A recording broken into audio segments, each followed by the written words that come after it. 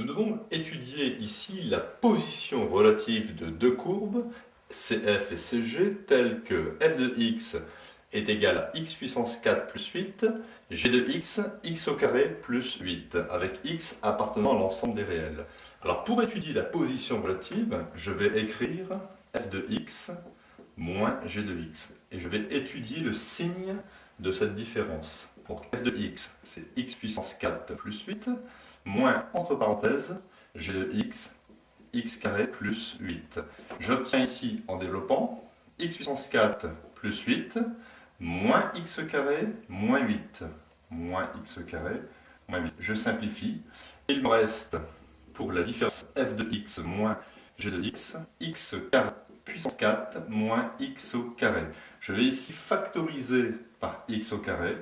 Donc x au carré, facteur, pour retrouver x puissance 4, je vais écrire x au carré, parce que x au carré fois x au carré, ça fait x puissance 2 plus 2, ça fait 4, moins 1. Donc on va travailler avec cette expression ici factorisée de la différence f de x moins g de x.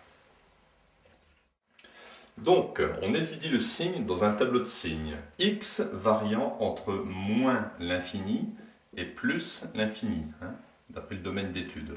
X carré, alors on sait que x carré s'annule lorsque x est égal à 0. Donc je place ici 0. X carré s'annule lorsque x est égal à 0.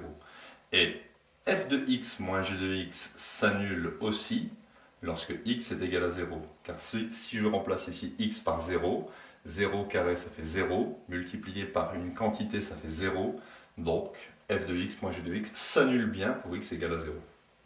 Ensuite ici, x carré moins 1 est égal à 0, ce qui m'amène à x carré est égal à 1. Deux solutions, x est égal à plus racine de 1, c'est-à-dire plus 1, ou bien x est égal à moins racine de 1, c'est-à-dire moins 1.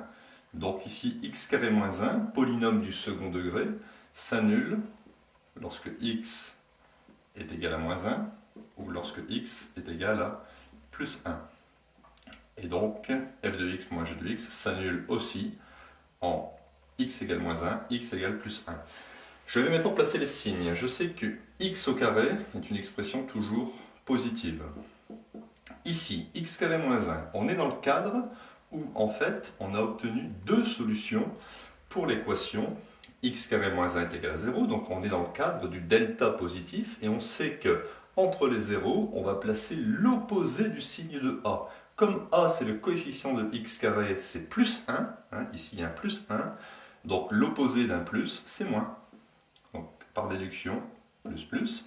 Un plus multiplié par un plus, plus moins, moins, un plus multiplié par un moins, moins, un plus multiplié par un plus, plus.